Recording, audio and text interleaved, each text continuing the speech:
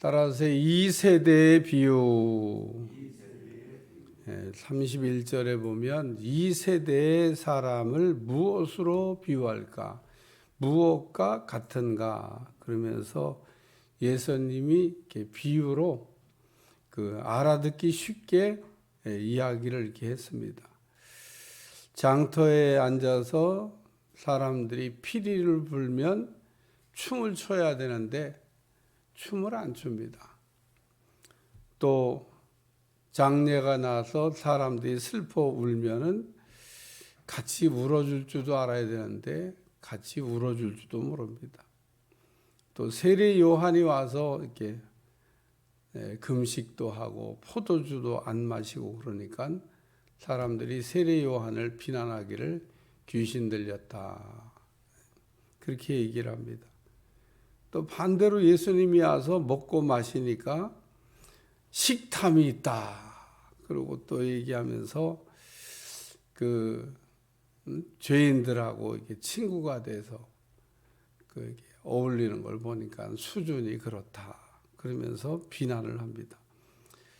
예수님이 세례 요한에 대해서, 세례 요한은 갈대 같은 사람이 아니다, 중심이 바로 된 사람, 심지가 굳은 사람이다. 또 세례 요한은 이렇게 사치하지도 않는 아주 검소한 사람이고, 또 하나님의 말씀을 제대로 받아서 제대로 전하는 선지자 중에 선지자다. 참 선지자로서는 이보다 더 탁월한 선지자가 없다고 얘기할 만큼 탁월한 선지자다. 그렇게 우리 주님이 칭찬을 하시니까 편이 두 개로 갈려서요. 세례받은 백성들과 세리들은 옳다 그러고, 또 바리새인과 율법 교사들은 자전 좋지 않게 생각을 하는 거죠. 그러니까 예수님의 말씀을 듣고 사람들의 반응이 다 제각각입니다. 우리가 똑같은 사물을 보고 똑같은 사람을 보고 똑같은 사건을 경험해도 사람들이 이렇게 감정이 제각각일 수 있는데, 이런 악한 세대를 우리 주님이 이야기하면서 이 세대를 뭐라고 얘기하면 좋을까 그러면서 얘기하신 말씀인데, 이거는 진리의 말씀이라 시대에 사실은 별 영향을 안 받습니다. 2000년 전이나 지금이나, 지금 예수님이 하신 말씀이 더 우리에게 실감나게 적용되면 적용됐지, 이게 무슨 2000년 전에만 적용되는 말씀이고 오늘날은 이런 말씀이 적용되지 않은 구태한 말씀이다라고 말할 수도 없습니다. 왜냐하면 그때보다 지금은 훨씬 더 나빠졌기 때문에. 오늘 그래서 2000년 전에 우리 주님이 이 악한 세대를 이렇게 비유한 세 가지 말씀을 이렇게 정리하고 은혜 받으려고 보는데, 첫째는 역반응하는 세대라고 해요. 반응을 제대로 해야 되는데, 다시 말해서 감정이 고장났다 그런 얘기입니다.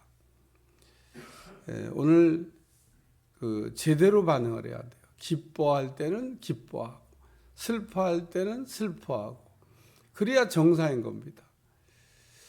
사람의 인격이라고 하는 영어 단어는 펄슨 혹은 페르소나 이렇게 되어 있습니다.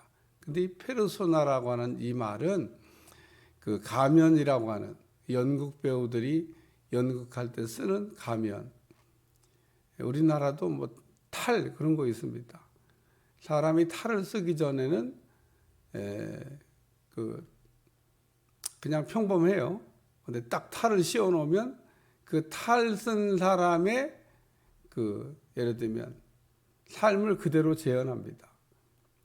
그러니까 양반 탈을 쓰면 양반 되는 거고요.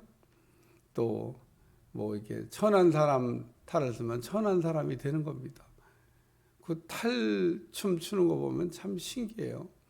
저도 이게 한두 번 봤는데, 야, 사람 얼굴에다가 저렇게 탈을 씌워 놓으면 저렇게 변하는 거구나, 그런 생각을 하게 됐습니다. 오늘 우리 인격이 페르소나라니까요. 가면이라는 겁니다. 이중적이라는 겁니다. 우리는 겉으로 표현된 얼굴만 그게 제 얼굴이 아니에요. 그러니까 여러분 한번 집에 가서 거울을 이렇게 쳐다보면서 내 모습이 진짜 내 모습이 뭔가 한번 보시기 바랍니다.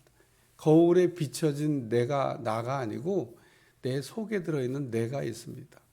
그러니까 사람들이 나를 평가하고 내가 사람들한테 보여주는 내 모습이 내 모습이라고 생각을 해요. 저는 그런데 잘 안 속으려고 그럽니다. 그러니까 겉으로 보여지는 사람은 다 가짜입니다. 가짜. 포장을 딱 해서 사람들한테 그게 보여주는 거죠.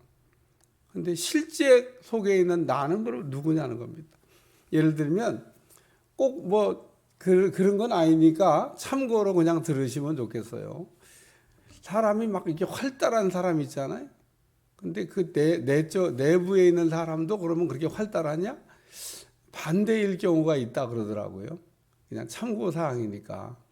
그러니까 굉장히 내성적인 사람은 속에 있는 사람은 굉장히 활달하고 겉에 있는 사람은 이렇게 활달한 사람, 속에 있는 사람은 내성적이다. 그런 뭐 심리학에 그냥 이론이 있습니다.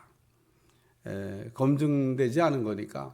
근데 좀 뭐 이렇게 공감이 가기도 해요. 사람이 이게 정반대. 그러니까 이게 전혀 다른 사람이 두 개의 인격을 우리가 갖고 있다는 겁니다.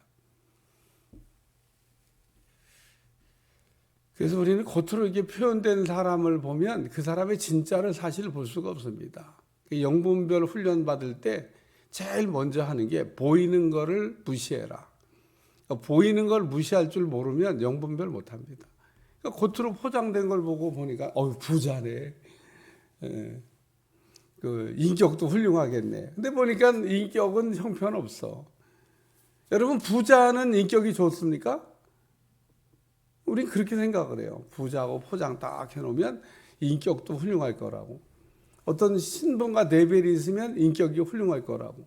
그럴 수도 있고 아닐 수도 있습니다. 오늘 여기 역반응하는 세대라고 그랬는데 오늘 우리의 인격에 사실은 심각한 고장이 나 있는데 그래서 이런 사람을 조금 이렇게 이제 들통나면 그렇게 얘기하죠. 이중적인 사람이야. 뭐 또 해서 그 인격에 그 붙어 있는 병명이 정말 많더라고요. 다중적이니까 아니야. 그냥 얼굴이 여러 개다 이거예요. 여러 개. 여기선 이렇게 저기선 저렇게. 사람들이 그걸 잘 구별을 못해요. 그래서 지금 이게 그 인격에 관한 이야기를 다루고 있는 건데 그 피리를 불어도 이건 뭐 아주 이제 고장이 나도 심각하게 고장이 난 거죠. 그러니까 기뻐할 때는 기뻐하고 슬퍼할 때는 슬퍼하고 여러분이 그렇게 지금 그 살고 있는지를 한번 꼭 더듬어 보시길 바랍니다. 두 번째는 세례 요한이 안 먹으니까 귀신 들렸다고 그러고 예수님이 먹으니까 식탐이 있다고 그러고 그리고 죄인들하고 친구로 수준이 그냥 그렇다고 이렇게 얘기하는 사람들을 이야기합니다. 그러니까 이게 분별이 없는 세대를 얘기하는 겁니다. 오늘날도 보면 사람들이 옛날보다 분별을 더 못하는 것 같아요. 세상이 복잡해서 그런가? 복잡해져 그런 게 아니고 복잡할수록 우리는 이렇게 단순화 이렇게 시켜버리면 훨씬 더 분별이 아주 쉬운데 우리는 복잡한 거를 단순하게 만드는 거를 잘 못합니다. 단순한 것도 막 복잡하게 만들어요. 그러면 이제 무엇이 옳고 무엇이 틀린지를 분별을 할 수가 없습니다. 그래서 여기 분별이 없는 세대다. 그러니까 세례 요한을 세례 요한으로 예수님을 예수님으로 알아봐야 되는데 못 알아봐요. 분별 못한다 그런 얘기입니다. 그래서 우리가 아는 대로 솔로몬이라고 하는 사람은 분별의 지혜를 주시옵소서. 그리고 하나님 앞에 기도했는데 하나님이 감동하셨어요. 야, 너는 참 구할 것도 많은데 어떻게 그렇게 좋은 기도 제목을 알았냐. 그러니까 하나님 앞에는 우리가 좋은 기도 제목을 이렇게 가지고 기도를 하시면 하나님이 감동하십니다. 그리고 그런 사람에게는 보너스 축복이 옵니다. 구하지 않은 것도 그냥 얻을 수가 있어요. 마태복음 6장 33절 너희는 먼저 그의 나라와 그의 의를 구하라. 그리하면 이 모든 것을 너에게 더하여 주시리라. 그러니까 오늘 우리가 좋은 걸 구하면 구하지 않은 거를 보너스로 얻을 수 있는데 어떤 사람은 별로 이게 좋은 걸 안 구해가지고 너는 어떻게 그런 걸 구하냐. 그리고 보너스 꿀밤 한 대 맞으면은 보너스 꿀밤도 있습니다. 이거. 그래요. 우리가 뭔가 좀 신통찮은 걸 구하면 이거. 그리고 이게 꿀밤 한 대 맞잖아요. 왜 꿀밤 맞냐? 좋은 걸 구하지 좋은 거를. 이렇게 좋은 게 많은데 그런 것밖에 달라고 하느냐. 그리고 책망받을 수가 있다는 겁니다. 그러니까 기도는 잘해야 돼요. 그러니까 우리 주님이 제자들이 기도를 좀 가르쳐 주세요. 그러니까 기도하는 폼을 가르친 게 아니라, 물론 예수님이 폼도 가르쳤어요. 근데 제자들이 기도를 가르쳐 주세요. 그럴 때는 주기도문을 가르쳤습니다. 기도의 폼이 아니에요. 기도 제목입니다. 기도는 제목이 중요하고 7개의 기도 제목을 가지고 기도해야 된다. 하나님을 위한 기도, 너희를 위한 기도. 요 7개만 하면 된다. 그래요. 기도는 그 중에서도 탑이 있습니다. 정말 좋은 기도. 주기도문에 제일 먼저 나온 기도가 제일 좋은 기도겠죠. 제일 좋은 기도. 저는 그렇게 생각합니다. 왜냐하면 제일 먼저 있으니까. 하늘에 계신 우리 아버지, 이름이 거룩히 여김을 받으시오며. 이름이 제일 먼저 나옵니다. 그러니까 여러분, 하나님의 영광을 위하여 기도하는 것보다 더 좋은 기도는 없습니다. 그러니까 하나님의 영광을 위해서. 하나님의 영광을 위해서 여러분이 이렇게 하나님의 이름이 더럽혀지지 않기를, 하나님의 영광을 가리지 않도록 여러분이 기도하시면 그거 정말 좋은 기도입니다. 그 다음에 이제 분별하는 기도도, 왜냐하면 분별이 중요하잖아요. 분별이 안 돼서. 분별이 잘 되면 잘하는 게 한 가지 있습니다. 뭘 잘하냐? 선택을 잘합니다. 선택을. 이 분별은 선택을 잘하기 위해서 필요한 겁니다. 오늘 우리는 매 순간 선택을 해야 돼요. 새벽 기도 가야 되냐 말아야 되냐부터 시작해서 몇 시에 일어나야 되냐. 알고도 선택하는 거 있고 모르는 거 선택. 저도 오늘 새벽에 일어났다가 눈을 딱 떴는데 3시더라고요. 이제 고민을 하는 거예요, 이제. 여러분, 일어나면 고민 안 하니까 더 들어놓 있을까? 일어날까? 그게 이제 고민인 겁니다. 다 그렇게 선택을 해요. 에이, 일어나가지고 다 성경 펴가지고 주일 설교 준비도 좀 하고, 또 새벽 설교도 좀 준비도 하고, 또 이렇게 또 그 외에 좀 기타 등등 일도 좀 하고, 그러고 이제 새벽에 온 겁니다. 그러니까 제가 더 잘 수도 있어요. 3시인데 아유 어떻게 일찍 깼냐, 조금 더 뒹굴뒹굴 그럴 수도 있습니다. 네, 어떻게 여러분, 제가 일어난 게 잘한 겁니까? 아니면 더 뒹굴뒹굴 한 4시까지 좀 더 잠자는 게 잘한 겁니까? 어떤 때는 더 누워서 쉬어야 될 때도 있고요. 왜냐하면 그래야 다음 일이 잘 되니까. 그건 똑같이 천편일적으로 정답이 있는 게 아니에요.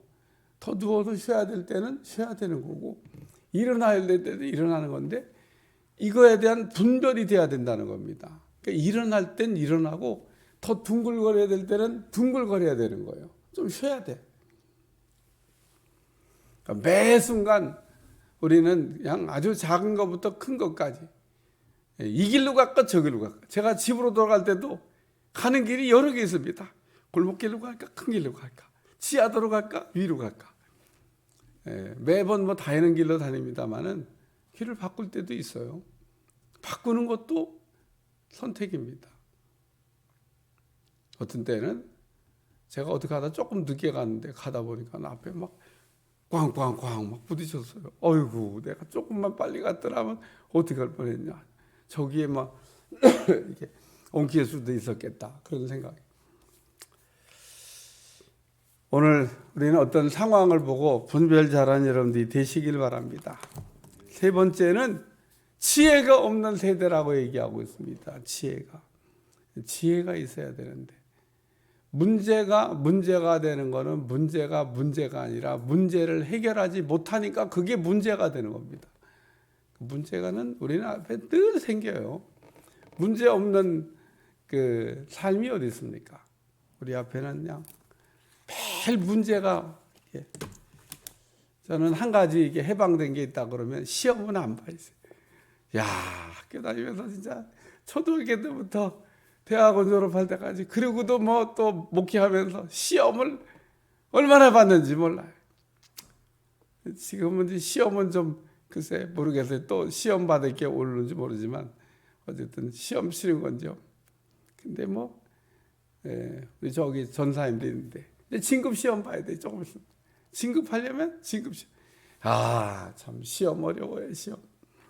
그런데 시험이 어려운 게 아니라 그 시험을 잘 보지 못하니까 그 문제들을 풀어내지 못하니까 그게 어려운 겁니다. 답만 다 알면 뭐 걱정할 게 뭐 있어요. 그래서 우리는 지혜를 달라고도 기도하셔야 됩니다. 너희는 지금 지혜가 없는 시대를 살고 있어. 지혜가 얼마나 중요한데. 아는 거는 뭐 박사입니다. 근데 우리가 아는 건 아무리 많아도 문제가 생기면 그 아는 것을 가지고 문제를 해결할 수 있냐? 없습니다. 그는 그냥 단순히 지식일 뿐이지 그 이상도 그 이하도 아닙니다. 중요한 거는 지식이 필요한 게 아니라 지혜가 필요한 겁니다. 야, 어떤 사람 보면 어떻게 그렇게 지혜로운지. 그래서 여러분은 지혜에 탁월한 사람이 되시기 바랍니다. 지혜가 탁월하면 어디 가든지 사랑받아요. 어떻게 그 일을 그렇게 했냐. 그리고 칭찬을 받습니다. 똑같은 일인데 지혜가 있는 사람은 칭찬을 받고 지혜가 없는 사람은 책망을 받는다. 그러니까 오늘 우리가 일 처리를 잘 하기 위해서는 지혜가 필요합니다. 일에는 우선순위가 있는 거 아시죠? 지혜가 없는 사람은 그 일의 우선순위를 이렇게 잘 몰라요. 그러니까 빨리 해야 될 거 늦게 하고 늦게 할 거 빨리 하고 막. 지혜가 필요합니다. 지혜가. 그래서 이 세대는 지혜가 없는 세대다. 그러고 얘기하고 있습니다. 예수님이 하신 말씀인데 우리가 좀 새겨야 될 말씀이기도 합니다. 세례 요한에 관하여 얘기하는데 세례 요한에 관한 얘기를 듣고 은혜 받아야 되잖아요. 근데 어떤 사람 보고 여기 보니까 세례 요한한테 세례 받은 사람들은 다 은혜 받는데 세례 요한한테 세례 안 받은 사람들은 역반응을 내는 겁니다. 기분 나쁘다 이거야. 세례 요한은 별로 이렇게 좋지도 않은 사람을 갖고 뭐 좋다고 자꾸 얘기하냐고. 세례 요한 훌륭한 분인데 예수님이 이렇게 설명을 해줘도 못 알아들어요. 그 세례 요한 보고 귀신 들렸다고 나고 귀신 들린 사람을 이 바리새인들 율법 교사들이 가까이 하겠습니까? 가까이 안 하죠. 근데 세례 요한 가까이 해야 될 사람입니다. 그 앞으로 나가야 되는 겁니다.